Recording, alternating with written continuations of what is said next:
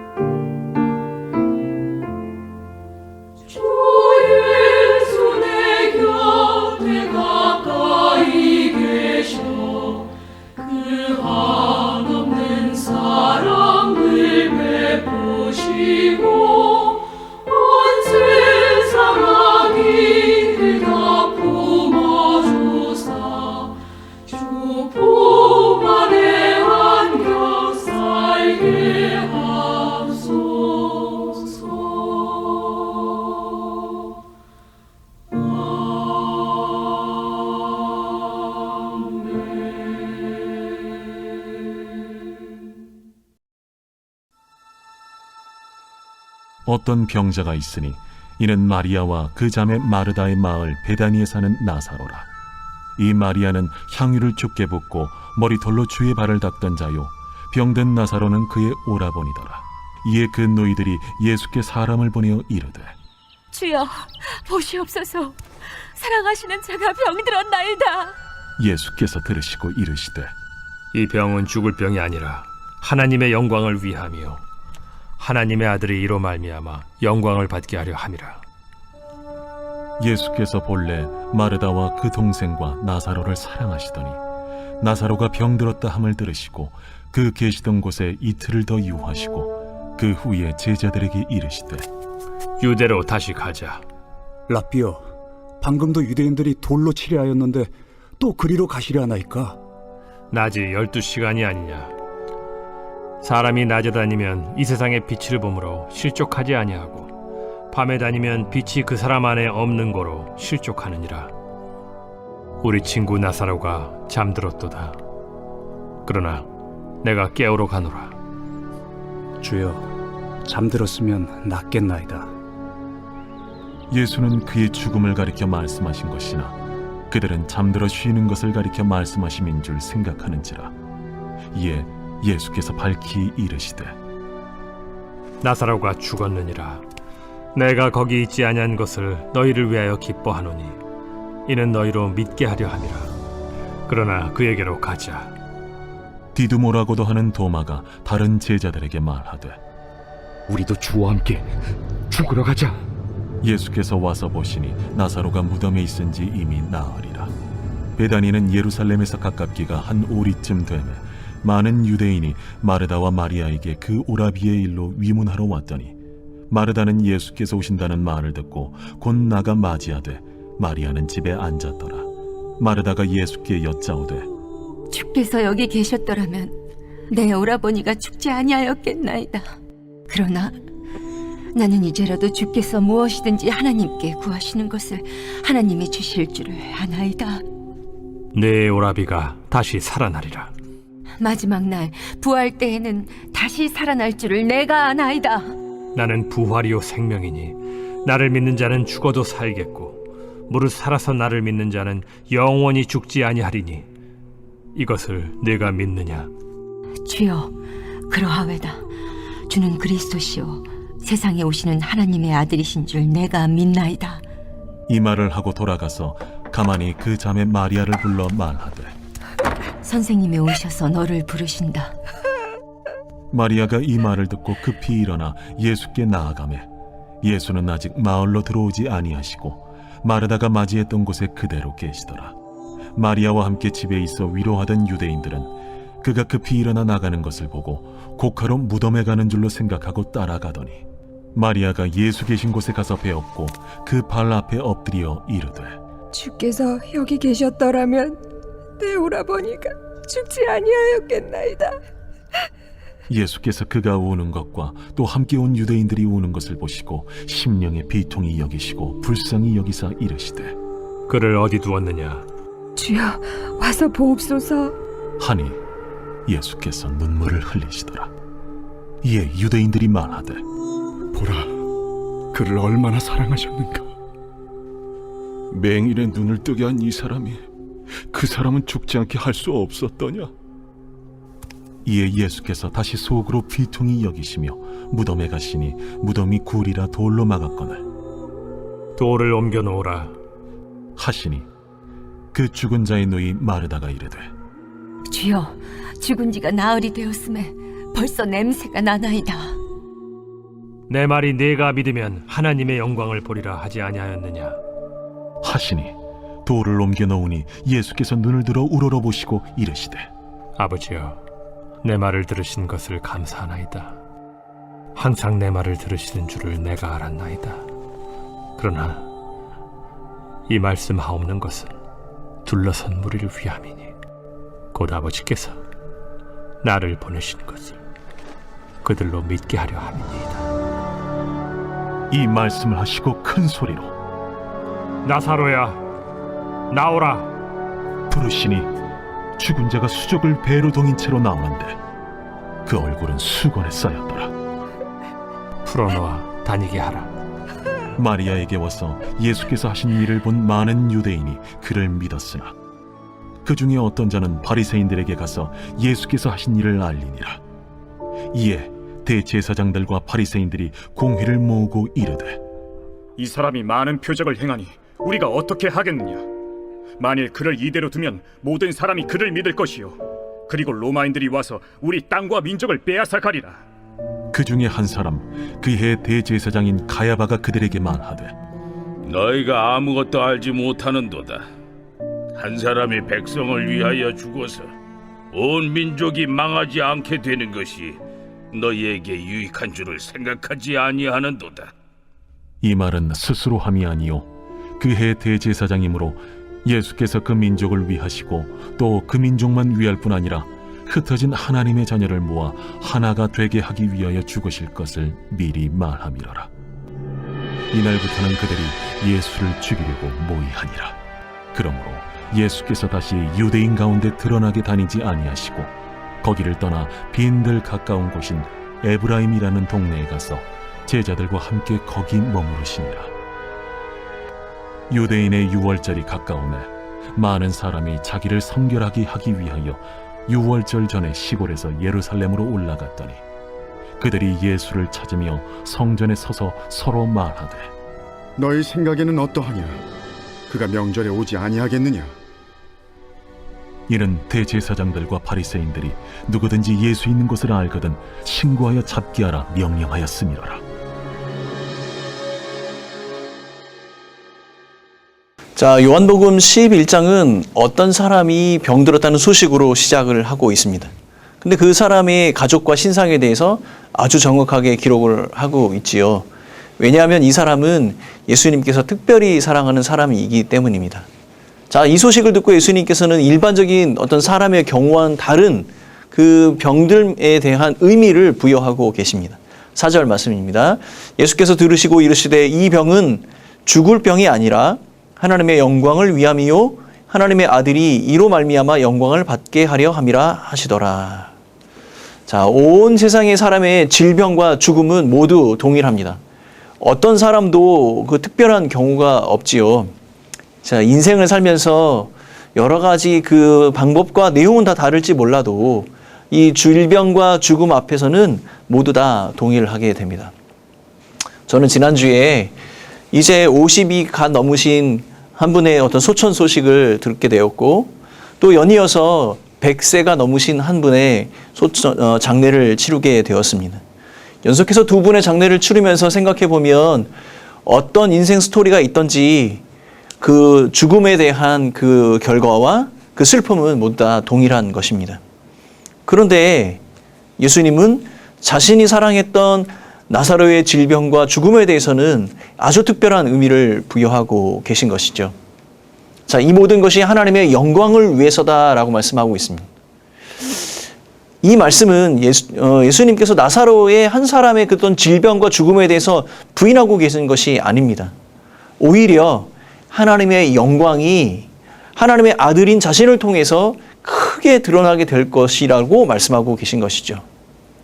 결국 이 질병과 죽음으로 모든 것이 끝날 것 같은 그 인생이 그것이 최후가 아니며 또한 사람의 인생이라는 것이 이 죽음으로 완전히 소멸되지 않을 것이라는 사실을 또한 우리에게 말씀하고 계신 것입니다.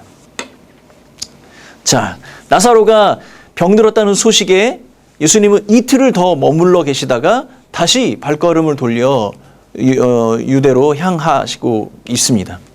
그리고 친구 나사로가 잠들어 있으니 깨우러 간다 이렇게 말씀하고 있습니다. 우리가 보면 일반적으로 어떤 사람의 어떤 죽음을 맞이하는 그런 모습은 아니지요. 특별히 이 죽음에 대해서 다른 의미를 가지고 계신다는 것을 또한 우리가 엿볼 수 있습니다. 자, 15절 말씀입니다. 내가 거기 있지 아니한 것을 너희를 위하여 기뻐하노니 이는 너희로 믿게 하려 함이라. 그러나 그에게로 가자 하시니. 자, 여러분, 이 나사로의 죽음 그 자체가 특별한 것은 아닙니다. 나사로라고 해서 어떤 이 죽음에 특별한 의미를 부여할 수 있는 것은 아니지요. 그런데 이 죽음을 통해서 증명해내야 하는 것, 이 죽음을 통해서 드러나는 것이 특별한 것이 되는 겁니다. 이 죽음을 통해서 하나님의 권능이 드러나고 또한 드러난 그 영광을 제자들이 또 보고 믿게 되는 것. 이것이 아주 특별한 의미를 갖게 되는 겁니다. 동일한 상황 속에서 그 의미가 달라지는 것이지요. 자, 예수님은 이미 죽은 지 나흘이 지난 나사로의 무덤 앞에 서셨습니다. 여러분, 이 나흘이라는 시간은 그의 죽음이 실제적이고 돌이킬 수 없다는 것을 암시하고 있습니다. 또 사람들에게는 이 나흘이라는 시간은 그 나사로의 죽음 자체를 받아들여야 하는 확정된 사실이라는 것을 의미하고 있는 것이죠. 많은 유대인들이 그의 가족을 위로하려고 모였습니다. 함께 자리를 하고 있지요. 마르다가 예수님을 영접했습니다. 그리고 그 마르다가 예수님께 이렇게 이야기합니다. 예수가 함께 계셨다면 죽지 않았을 것입니다. 마르다가 예수님에 대한 이런 큰 믿음을 어떻게 가졌는지 알 수 없습니다. 그러나 마르다의 이 고백을 통해서 이 사건에 반전이 있음을 우리는 알게 되는 것입니다. 22절 말씀입니다. 그러나 나는 이제라도 주께서 무엇이든지 하나님께 구하시는 것을 하나님이 주실 줄을 아나이다. 자, 예수는 이 마르다의 믿음의 고백에 화답하시며 나사로가 다시 살아나실 것을 말씀하셨습니다. 그러자 마르다는 이 부활이 먼 훗날 마지막 날에 이루어질 것이라고 알고 있다라고 말합니다. 이 마르다가 이야기한 것은 정확한 사실입니다. 마르다가 가지고 있었던 그 부활에 대한 믿음은 이 정확한 사실에 근거하고 있음을 우리는 알게 됩니다. 그러나 마르다의 고백은요, 반은 맞고 반은 틀린 것입니다. 그가 알고 있었던 사실은 틀리지 않지만 이 부활과 영생의 소망, 이것은 지식이나 어떤 상상의 기대가 아니라 실체적인 실제이기 때문입니다. 25절 말씀입니다. 예수께서 이르시되 나는 부활이요 생명이니 나를 믿는 자는 죽어도 살겠고. 26절 무릇 살아서 나를 믿는 자는 영원히 죽지 아니하리니 이것을 내가 믿느냐. 바로 예수가 부활과 영생의 실체가 되십니다. 결국 그는 실제의 부활의 모습으로 우리에게 증명하셨고 우리의 믿음의 근거가 되셨습니다. 사람들은요, 보이지 않고 경험하지 못한 천국이나 이 부활의 영생을 믿을 수 없다 이렇게 말합니다.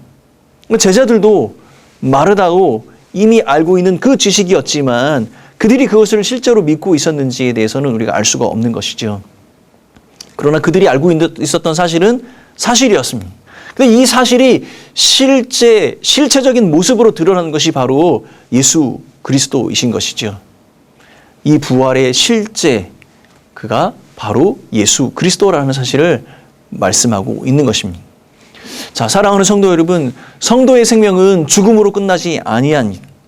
하나님과 영원한 교제의 삶을 살며 부활의 영광과 영생의 축복을 누리게 되는 것입니다.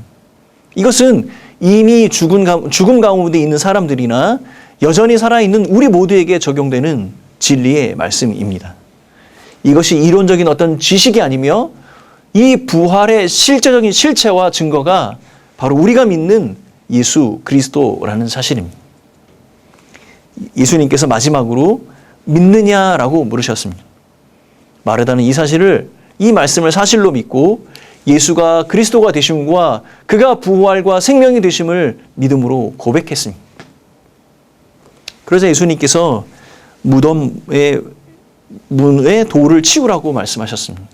40절 말씀입니다. 예수께서 이르시되 내 말이 내가 믿으면 하나님의 영광을 보리라 하지 아니하였느냐 하시니, 믿는 자들에게 보여주실 하나님의 영광을 위해서 기도하셨습니다.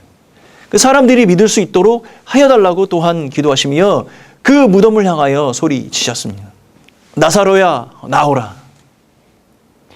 죽은 지 나흘이 지난 나사로는 배로 동이고 수건으로 얼굴이 쌓여 있었습니다. 그를 풀어놓으라고 말씀하셨습니다. 그 자리에 많은 유대인들이 예수를 믿게 되었습니다. 예수님은 나사로가 병들었다는 소식을 듣고 이것이 하나님의 영광을 드러내는 일임을 말씀하셨습니다. 그 말씀대로 이루어진 것이죠. 죽음의 애통과 눈물을 부활의 영광과 복음의 축복으로 바꾸어 놓으셨습니다. 자, 요한복음 11장부터는 예수님의 마지막 예루살렘으로 향하는 여정을 기록하고 있습니다. 특별히 11장과 12장은 예수 그리스도 자신의 죽음에 대한 어떤 비유적인 어떤 배경을 설명하고 계십니다. 제자들에게 유대로 올라가시며 죽으러 가자 말씀하셨고, 예수님은 그 죽음을 잠들어 있는 것이라고 말씀하셨습니다. 성도 여러분, 예수는 생명과 죽음의 주인이 되십니다. 그리고 또한 그는 부활과 영생의 실제이시며, 오늘 우리가 살펴보았던 이 기적은 예수 그리스도를 통해서 계시된 하나님의 영광의 정점에 이르는 사건입니다. 인간 최고의 고통이 이 죽음의 문제를 단번에 해결하시고 부활과 생명의 영광스러운 예표가 되어 주셨습니다. 감사한 것은 이 모든 것이 믿는 자들에게 약속된 축복이라는 사실입니다. 죽음이란 상황은 변하지 않습니다. 그러나 믿는 자들에게는 예수 그리스도로 인하여 그 죽음의 의미와 결과가 완전히 뒤바뀌게 되는 것입니다. 성도 여러분, 오늘도 부활 소망, 영생의 축복, 그 출발점은 바로 예수 그리스도이심을 기억하며 성도의 산 소망이 되신 예수 그리스도의 오심을 다시 한번 되새기고, 또한 다시 오실 그 예수님을 향하여 소망과 믿음의 그 삶을 살아가시는 성도님들이 되시기를 예수님의 이름으로 축원합니다.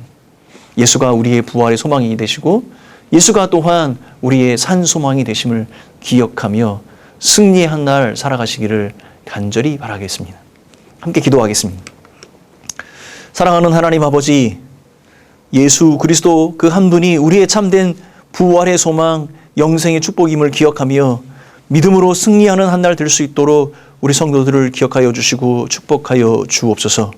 감사하며 이 모든 말씀 예수님의 이름으로 기도하오며, 지금은 우리 부활의 참된 소망이 되신 예수 그리스도의 그 크신 은혜와 하나님 아버지의 사랑하심과 성령 하나님의 위로하심이 이 자리에 머리 숙인 온 성도들과 교회 공동체 위에 영원히 함께 있을지어다. 아멘.